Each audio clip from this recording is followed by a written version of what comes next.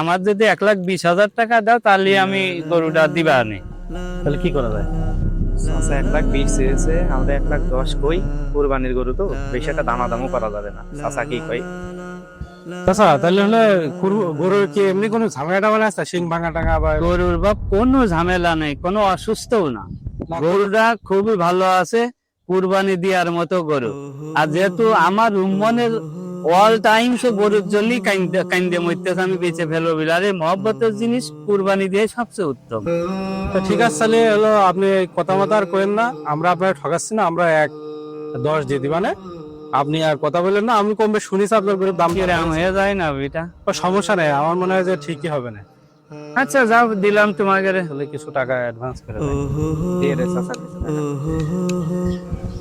চলো, তাহলে তো আমরা বেশি টাকা পয়সা নিয়ে আসি নাই।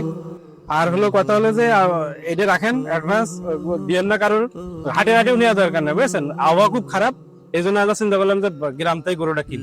কারণ হলো যে গরুটা আপনি হলো ঈদের দিন সকালবেলা ইনশাল্লাহ আমরা নিয়ে যাবো। এই কদিন আপনি মনে রেখে খাওয়ান, যদি খোল ভুসি কিনা লাগে তাহলে বললেন, আমরা টাকা দিবান। আচ্ছা তাহলে ইনশাল্লাহ আসি।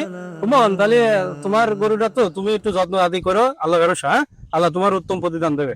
ঠিক আছে, আগে চাচা আসে, আসসালামু আলাইকুম। ওয়ালাইকুম আসসালাম। গরু বেঁচে দিবা, ঠিক আছে, সেজন্য ওরা তো নিয়ে দেব, কোরবানি দেয়। আমার তো এটা দেখে সহ্য হবে না।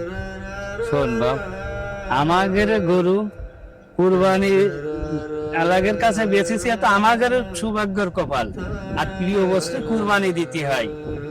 ইব্রাহিম আলাইহিস সালাম তার প্রিয় জিনিসটাই কুরবানি দিল, আর আমাদের প্রিয় গরুটা কুরবানি হয়ে যাচ্ছে, এটা আমাদের জন্য একটা খুশির খবর না?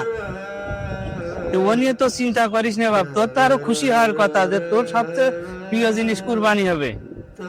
চল, তুই চিন্তা করিস নি বাপ।